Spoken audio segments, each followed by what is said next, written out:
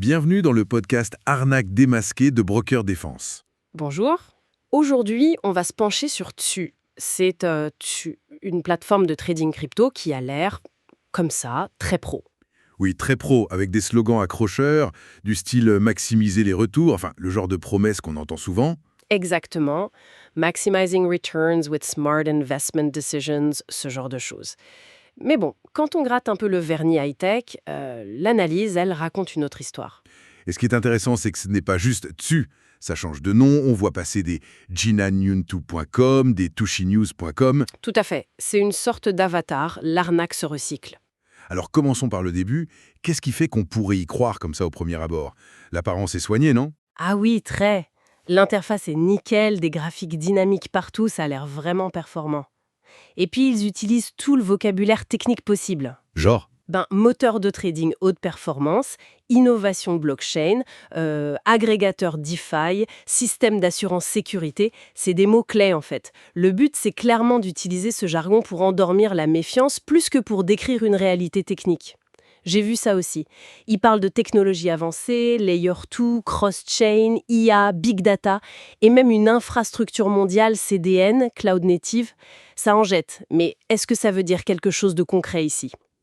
Ici, probablement pas grand-chose de vérifiable, non? Prends Layer 2 par exemple. C'est une vraie technologie, ok, pour améliorer les transactions crypto. Mais là, c'est surtout un terme balancé pour faire sérieux. Aucune preuve que c'est réellement utilisé. Et les chiffres qu'ils affichent, des millions d'utilisateurs, des volumes d'échanges énormes. Pareil, totalement invérifiable et très probablement gonflé. C'est facile d'afficher n'importe quoi sur un site web. Ils ajoutent même un institut de recherche, un incubateur, pour la touche académique, tu vois. D'accord. Bon, la façade est séduisante, on a compris. Mais alors, où sont les failles? Les fameux signaux d'alerte? Tu parlais des noms de domaines qui changent. Exactement, ça c'est le premier gros indice. La marque c'est Tieyu, mais on la trouve sur jinyanutu.com. Demain, ça sera peut-être autre chose. C'est classique comme recyclage. Quand un nom est grillé, on change d'adresse. Voilà, parfois ils réactivent même de vieux noms de domaine comme jinyanumtu.com qui date de 2018 pour donner une fausse impression d'ancienneté. C'est un signe qui ne trompe pas sur le manque de sérieux et la volonté de masquer quelque chose. Et j'imagine que côté papiers officiels, c'est le néant. Aucune vraie société derrière. Le vide absolu. Zéro information légale solide. Pas de nom de société qu'on peut vérifier dans un registre, pas d'enregistrement crédible, pas d'adresse physique qui tienne la route. Pourtant, ils mentionnent parfois des adresses, non? Belize, City, Denver. Oui, mais ce sont des adresses souvent associées à des sociétés écrans ou des fraudes connues. Et bien sûr, aucune mention légale conforme sur le site web. C'est obligatoire pourtant. Et les certificats? J'ai vu passer des images, genre des logos de l'ASEC, du FinCEN. Ça a l'air officiel. Oui, mais ce ne sont que des images, c'est ça l'astuce. Ces logos de la SEC américaine ou du FinCEN MSB pour la lutte anti-blanchiment, ils ne sont pas cliquables, on ne peut pas vérifier. Et les numéros indiqués? CIK, CRD. Ils existent, ces types de numéros, mais ceux qu'ils donnent ne correspondent à rien dans les bases de données officielles. C'est juste de la déco pour rassurer, ça ne coûte rien à mettre sur une page web. Et l'équipe? Alexander Johnson, Samuel Clemens. J'ai même vu un docteur Isaac Newton comme directeur scientifique. Isaac Newton, sérieusement. Oui, parfois il ne manque pas d'audace, ou alors c'est juste bâclé. Ces profils, CEO, CTO, CFO, avec les photos, tout ça est très probablement faux. Des photos de banque d'images. Sans doute. Les noms ne mènent nulle part si on cherche un profil pro sur LinkedIn ou ailleurs. C'est une coquille vide, clairement. Et idem pour les partenariats affichés, j'imagine. Des logos connus comme CoinMarketCap. Exactement le même principe. Les logos sont là pour faire joli, mais ils ne cliquent nulle part. Ils vont prétendre travailler avec des grands noms du capital risque comme Andreessen Horowitz ou NGC Ventures. Sans aucune preuve. Aucune. C'est juste pour ajouter une couche de fausse crédibilité. Une façade, encore une fois. Bon, on a bien compris que tout sonne faux. Mais alors, concrètement, comment ils piègent les gens? Comment ça se passe une fois qu'on est ferré? Alors, le processus commence souvent par un contact, via les réseaux sociaux ou souvent via des groupes de discussion genre WhatsApp. Avec des conseillers. Oui, des faux conseillers ou des professeurs. Des noms comme Rémi, Marie, ça revient souvent dans les témoignages.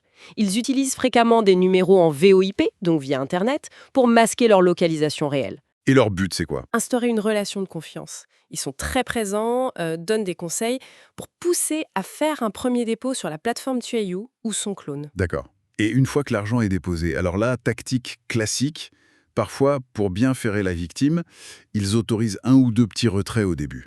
Ça marche bien, ça. La personne se dit « Ah, ça fonctionne, je peux Oui. retirer mon argent ». Ça met en confiance et ça incite à mettre plus. Exactement. Mais dès que les sommes deviennent plus importantes ou dès qu'on veut retirer une grosse partie, là, c'est le blocage systématique, sous toutes sortes de prétextes, qui changent tout le temps. Problèmes techniques, vérification d'identité soudaine, impôts imprévus à payer, le piège se referme. Tout à fait.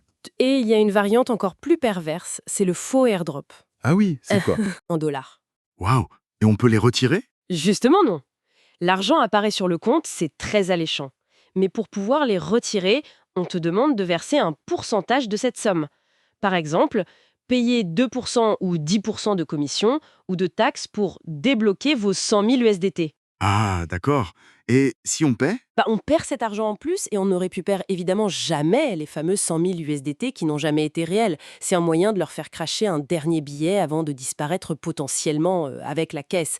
C'est vraiment jouer sur l'appât du gain facile. Donc, pour résumer, Tessu et ses clones comme Jinanyuntu, Tushi News, c'est une Alohack bien ficelée. Une façade technologique et marketing impressionnante, mais derrière, c'est le vide intersidéral. Pas de structure légale, pas de vraie technologie, pas de vraie équipe. C'est exactement ça. Le seul but, c'est d'attirer des fonds et de les confisquer. Et la leçon à retenir de tout ça, c'est vraiment l'importance de ne pas s'arrêter à l'apparence. Domaine des investissements en ligne et particulièrement les cryptos.